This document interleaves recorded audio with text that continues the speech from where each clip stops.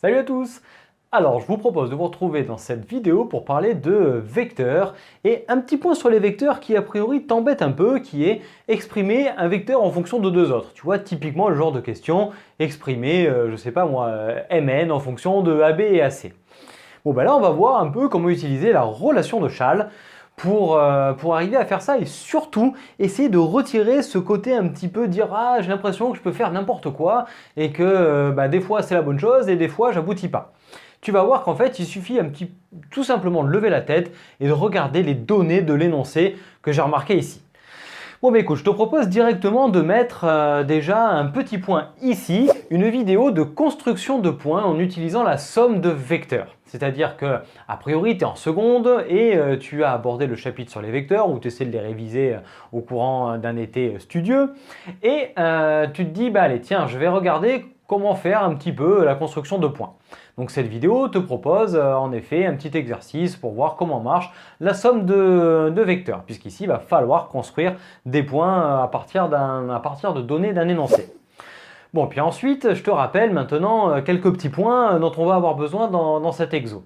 Bon, la relation de Schall, tout simplement, si je vais de A vers B, j'obtiens le vecteur AB, et bien quel que soit le point C du plan, et bien je peux dire que le vecteur AB c'est égal à AC plus CB. Tout simplement, ce qui compte dans un vecteur, c'est le point de départ et le point d'arrivée. Par où je suis passé, entre guillemets, on s'en fout, on peut appeler ça un petit peu comme un vol d'oiseau. Bon, puis ensuite, on peut avoir la notion de collinéarité de vecteurs qui a une certaine importance dans pas mal d'exercices. Je te rappelle que deux vecteurs collinéaires sont des vecteurs qui sont proportionnels, c'est-à-dire qui ont la même direction. Et on va dire que deux vecteurs U et V sont collinéaires si et seulement s'il existe un réel K tel que U est égal à K fois V. Et donc des vecteurs collinéaires, par exemple AB et AC, ça permet de montrer que des points sont alignés, puisque AB et AC sont collinéaires avec la lettre A en commun, donc A, B et C sont alignés. Bon ça, pareil, la collinéarité, c'est un point qui est super important à voir, et si par exemple tu galères un petit peu encore sur les points de définition là-dedans, je ne vais pas m'éterniser bien plus longtemps, on te met en description une vidéo de cours complète sur les vecteurs. Bon bien ici, allez hop, tu regardes ici l'exercice qu'on te propose. Et donc, on te dit de prendre un triangle ABC quelconque. Donc tu prends un triangle ABC quelconque, pas rectangle, pas isocèle, pas équilatéral, vraiment le plus simple possible. On t'en met un exemple en dessous. Bon ben maintenant, regardons les questions de cet exercice. Donc, dans ce triangle ABC qui est quelconque, on nous demande dans un premier temps de construire, à partir de ces données-là, les points D, E et F. Donc, une fois qu'on a construit ces trois points-là, on regarde, on nous demande d'émettre une conjecture. Une fois que ça c'est fait, on nous demande, il va falloir toujours utiliser ces données ici, d'exprimer DE et DF en fonction de AB et AC. C'est là le gros de la vidéo. Exprimer un vecteur en fonction de deux autres. Puis ensuite de valider la conjecture. Bon, et bien maintenant qu'on voit ce qu'il faut faire, hop, on enlève ça et je te mets la figure avec les points D, E et F construits. Et on peut voir qu'une fois qu'on a construit ces points-là, il semble qu'ils soient alignés. Bon voilà la conjecture qui est émise et ensuite la question 2 va nous aider en fait à valider cette conjecture. Bon maintenant on va regarder cette question 2 et comment est-ce qu'on la résout. Donc maintenant on nous dit dans un premier temps d'exprimer le vecteur DE. Alors, à quoi est égal le vecteur DE en fonction de AB et AC. Bon alors là en gros, tout simplement c'est comme si on se mettait dans un repère. On ne dirait pas qu'on fait de la géométrie repérée ici, mais en fait c'est exactement ce que l'on fait de façon déguisée. Lorsque tu te mets là-dedans en fonction de AB et AC, c'est un petit peu comme si on se mettait dans le repère A, AB, AC. Et ce que l'on va trouver dans DE en fonction de ABAC, je te dis une bêtise, on va mettons trouver 2AB moins 5AC. Eh bien ça veut dire que les coordonnées de DE dans ce repère seraient 2, moins 5. Alors, quand on te met ce genre d'exercice dans un devoir, un DM, peu importe, dis-toi bien que ton prof ne veut pas que tu ailles vers les coordonnées. Donc il va falloir rester vectoriellement tout le long. Mais sache qu'en fait, c'est exactement ce que tu fais. Tu n'es pas obligé d'avoir un repère orthonormé systématiquement. Tu peux avoir un repère quelconque, ce qui est le cas ici, puisque ABC est un triangle quelconque. Et en fait, lorsque tu fais de la géométrie vectorielle, des relations de Chasles et que tu exprimes en fonction de deux vecteurs, eh bien c'est comme si tu te mettais dans un plan qui était défini par la base A, AB, AC. Bon, et bien maintenant, il faut que je regarde comment est-ce que je vais exprimer DE en fonction de AB et AC. C'est souvent là que tu te dis, je sais pas trop quoi faire, je suis perdu, je vais regarder ma figure et on va voir ce que ça donne. Alors, si je peux te donner un conseil, la figure en dernier recours. Souvent, elle t'embête et tu cherches à trouver un chemin logique. Non, regarde les données de ton énoncé. C'est-à-dire que ici, tu as D et E.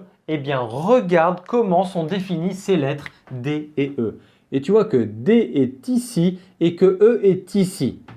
Donc, D est défini à partir de la lettre C. Je réfléchis même pas, je marque DC.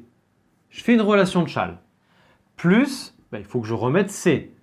Et je regarde ma lettre E. Ma lettre E, elle est définie à partir de A. Eh bien, il faut que je finisse par AE. Donc en fait, plus CA plus AE. On voit bien que par le regroupement des relations de Chasles, j'ai bien DE égale DE, mais j'ai décomposé en DC, puisque D est défini à partir de C, avec aussi AE, puisque E est défini à partir de A, et pour pouvoir partir de D et aller à E en passant par C et par A, j'ai été obligé de faire apparaître ce CA ici. Maintenant, ce n'est plus qu'une question de traduction des données de l'énoncé, et ensuite se dire, est-ce que je n'ai que des AB et des AC? Alors, ici, je regarde. DC, DC, GCD. Ici, il y a BC, et bien ça va me faire CB. Hop. Puisqu'en effet, CD égale BC, ça veut dire que DC égale CB. Ensuite, plus CA. Lui, je ne le touche pas, je mettrai peut-être moins AC, puisque je vais en fonction de AC, mais lui, il est très bien, il est tout prêt. Et AE, c'est 3 demi de AC. Plus 3 demi de AC. Bon, déjà, ces deux-là, je vais pouvoir les regrouper et je vais commencer par me poser la question de est-ce que j'ai abouti, j'ai plus qu'à regrouper ça ou est-ce qu'il faut que je fasse encore autre chose? Ici, j'ai CB. J'en veux pas de CB, moi je veux AB et AC. Eh bien, là-dedans, il va falloir que je fasse apparaître, encore au travers d'une relation de Chasles, mes vecteurs AB et AC. Et je vais dire que CB, c'est CA plus AB. Ici, j'ai transformé CB en CA plus AB, moins AC, plus 3 demi de AC. Bon, DAC, j'en ai ici, ici et ici. Je vais donc pouvoir les regrouper puisque ça, c'est encore moins AC. J'ai donc AB, lui, il est prêt, je ne le touche pas. Moins AC plus CA, ça fait moins 2AC. Puis, plus 3 demi de AC. Allez, il ne reste plus qu'une dernière étape. Combien font moins 2AC plus 3 demi de AC? Tu réduis au même dénominateur et ça te fait moins 4 plus 3, moins 1, donc moins 1 demi de AC. Allez, AB moins 1 demi de AC. Et ça, c'est mon vecteur DE. Donc, en reprenant ce qu'on a dit tout à l'heure, c'est un petit peu comme si je me plaçais dans ce repère et que le vecteur DE avait pour coordonnée 1, moins 1 demi. C'est pas ce qu'on va faire, mais clairement, on pourrait. Bon, et bien maintenant, on va regarder le deuxième vecteur qu'on me demande d'exprimer. Donc, on vient de faire DE, on me demande EF. Allez, on va le faire à côté. Hop. Et on va regarder comment est-ce qu'on peut décomposer EF avec la relation de Chasles. Et pareil, on lève la tête et on regarde là-dedans. E, on va le mettre d'une autre couleur. Où est-ce qu'il est défini? Bien, ici, hop, encore avec la lettre A, ça n'a pas changé. Et F, il est ici, et lui, cette fois-ci, c'est avec la lettre B. Bon, en partant de E, il faut que je fasse intervenir A. Donc, EA. Ensuite, pour arriver à F, il va falloir que j'ai, à la fin, plus BF. Donc plus BF. Qu'est-ce qui me manque pour joindre les deux bouts? Eh bien, il faut que j'ai A et ici B. Eh bien, j'ai EA plus AB plus BF qui me donne exactement EF. Maintenant, je vais regarder en remplaçant EA et BF et comme tout à l'heure, on va voir si on a que des AB et AC. Donc, EA, moi j'ai AE, ce qui me fait moins 3,5 de AC. Moins 3,5 de AC. Plus AB, lui je ne le touche pas puisque je le veux, à la fin je le veux en fonction de AB et AC. Et BF, BF c'est 2AB plus 2AB. Alors AB, AC, c'est parfait, il y a exactement tout ce qui m'est demandé. Donc maintenant je regroupe les AB, ça me fait 3AB moins 3,5 de AC. Donc, on a obtenu le vecteur EF en fonction de AB et AC et le vecteur DE en fonction de AB et AC. Puis ensuite, on nous demande maintenant de venir valider la conjecture. C'est-à-dire, je te le rappelle, c'était les points D, E et F semblent alignés. Et bien en fait, pour que les points D, E et F soient alignés, on regarde, on a deux vecteurs qui me font intervenir, EF, DE, donc on a les 3 points qui interviennent dans ces deux vecteurs et en plus de ça, avec la lettre E en commun. Il s'agirait tout simplement de vérifier maintenant que EF et DE sont collinéaires. Donc à quelles conditions des vecteurs sont collinéaires? Ils sont collinéaires s'ils ont la même direction, c'est-à-dire que l'on traduit par une proportionnalité en disant qu'il existe un réel K tel que l'un est égal à K fois l'autre. Eh bien, ici, on va pouvoir conclure et regarder. On a d'un côté EF qui est égal à 3AB moins 3,5 de AC. Et d'un autre côté, on a DE qui est égal à AB moins 1,5 de AC. N'y aurait-il pas une proportionnalité évidente là-dedans? Mais oui, clairement. Ici, tu vois que si tu multiplies par 3 et que tu multiplies par 3, tu obtiens la même chose. Donc on peut dire que 3DE, c'est égal à EF. On a bien une proportionnalité entre les vecteurs DE et EF. Ils sont donc collinéaires avec la lettre E en commun. Donc les points D, E et F sont alignés.